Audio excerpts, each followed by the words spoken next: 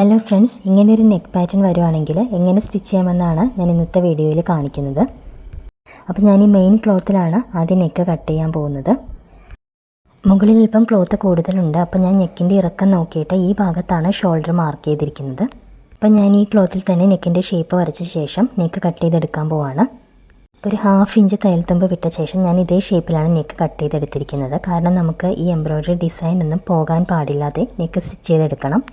ഇനി ഞാൻ ഈ നെക്ക് തയ്ക്കുന്നത് സ്റ്റിഫ് യൂസ് ചെയ്തിട്ട് നമുക്കിത് സ്റ്റിച്ച് ചെയ്തെടുക്കാൻ ബുദ്ധിമുട്ടാണ്. അപ്പം ഞാൻ ലൈനിങ് ക്ലോത്ത് വെച്ച് സ്റ്റിച്ച് ചെയ്ത് മറിച്ചെടുക്കാൻ പോവുകയാണ് ചെയ്യുന്നത്. ലൈനിങ് ക്ലോത്ത് ഞാൻ ഇതേ അളവിൽ തന്നെ കട്ട് ചെയ്ത് വെച്ചിട്ടുണ്ട്. പക്ഷേ നെക്ക് ഞാൻ ലൈനിങ് ക്ലോത്ത് കട്ട് ചെയ്തിട്ടില്ല. അപ്പോൾ മെയിൻ ക്ലോത്തിൻ്റെ മീതെ ഞാൻ ഇതുപോലെ ലൈനിങ് ക്ലോത്ത് വെച്ച് കൊടുക്കുകയാണ്. എന്നിട്ടൊന്ന് പിൻ ചെയ്ത് കൊടുക്കുകയാണ് 3 സൈഡിലും. ഇപ്പോൾ ഇതുപോലെ മെയിൻ ക്ലോത്ത് അടിയിലാണ് വന്നിരിക്കുന്നത്. ഇനി നമുക്കിത് സ്റ്റിച്ച് ചെയ്യണമെന്നുണ്ടെങ്കിൽ ഇപ്പുറത്തെ സൈഡിലേക്ക് മറിച്ചെടുക്കണം. സ്റ്റിച്ച് ചെയ്യാനുള്ള എളുപ്പത്തിന് വേണ്ടിയാണ് ഇതുപോലെ ഇപ്പുറത്തെ സൈഡിലേക്ക് മറിച്ചെടുത്തിരിക്കുന്നത്. ഇനി ഈ നെക്കിൻ്റെ ഷേപ്പിൽ കൂടി സ്റ്റിച്ച് ചെയ്തെടുത്താൽ മതി. അപ്പോൾ ഈ വശത്തേക്ക് ടേൺ ചെയ്തെടുത്താലേ ഇത് നമുക്ക് കാണാൻ പറ്റുള്ളൂ. ഇനി ഞാനിവിടെ സ്റ്റിച്ചിങ്ങിൻ്റെ ഗ്യാപ്പ് മാർക്ക് ചെയ്ത് കാണിക്കാം. അപ്പോൾ ഇതുപോലെ ഞാൻ ഈ 4 ഇഞ്ച് ഗ്യാപ്പിൽ കൂടി മാർക്ക് ചെയ്തിരിക്കുന്ന അതിന് മുകളിൽ കൂടി വേണം സ്റ്റിച്ച് ചെയ്തെടുക്കാനായിട്ട്. അതിനുശേഷം ഉള്ളിലെ ലൈനിങ് ക്ലോത്ത് കട്ട് ചെയ്ത് മാറ്റണം. 3 വശത്തും പിൻ ചെയ്ത് കൊടുക്കണം.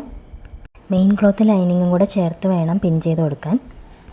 ഞാൻ സ്റ്റിച്ച് ചെയ്ത് കൊടുത്തുകൊണ്ടിരിക്കുകയാണ്. ഈ കോർണറിലെത്തുമ്പോൾ നീഡിൽ കുത്തി നിർത്തിയ ശേഷം ക്ലോത്ത് ടേൺ ചെയ്ത് വെച്ച് കൊടുത്ത ശേഷം വീണ്ടും തയ്ച്ചെടുക്കുക. ഓരോ കോർണർ എത്തുമ്പോഴും നീഡിൽ അവിടെ ഒന്ന് കുത്തിയെടുത്ത് നിർത്തിയ ശേഷം വേണം തയ്ച്ചു കൊടുക്കാൻ. ഇപ്പം ഞാൻ സ്റ്റിച്ച് ചെയ്തെടുത്ത് ഇനി ഉള്ളിലെ ലൈനിങ് ക്ലോത്ത് കട്ട് ചെയ്ത് മാറ്റാം. ഇനി കോർണേഴ്സിലെല്ലാം കട്ടിങ് സെറ്റ് കൊടുത്ത ശേഷം നമുക്ക് ക്ലോത്ത് ടേൺ ചെയ്തെടുക്കാം. ഇതുപോലെ ലൈനിങ് ക്ലോത്ത് മുകളിലായിട്ടാണ് നമ്മൾ സ്റ്റിച്ച് ചെയ്യുന്നതിന് മുമ്പ് വെച്ചിരുന്നത്. പിന്നെ ഈ ലൈനിങ് ക്ലോത്ത് നമുക്ക് മറുവശത്തേക്ക് മറിച്ചിട്ട് കൊടുക്കാം. അപ്പോൾ ഇത് നമ്മുടെ നെക്ക് ഇതുപോലെയാണ് വന്നിരിക്കുന്നത്. എംബ്രോയ്ഡറി ചെയ്തതൊന്നും ഒട്ടും നമുക്ക് പോകാതെ തന്നെ നെക്ക് സ്റ്റിച്ച് ചെയ്തെടുക്കാൻ പറ്റിയിട്ടുണ്ട്. ഇനി വേണമെങ്കിൽ ലൈനിങ് ക്ലോത്ത് ഇങ്ങനെ നിവർത്തി വെച്ചിട്ട് ഒന്ന് പതിച്ചുകൂടി ചുറ്റിനും സ്റ്റിച്ച് ചെയ്തെടുക്കാം. ശേഷം ഒരു ടോപ്പ് സ്റ്റിച്ച് കൂടി കൊടുത്തെടുക്കാം.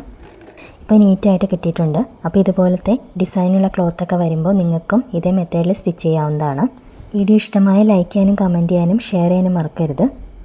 അടുത്ത വീഡിയോയുമായിട്ട് കാണാം. Thank you for watching.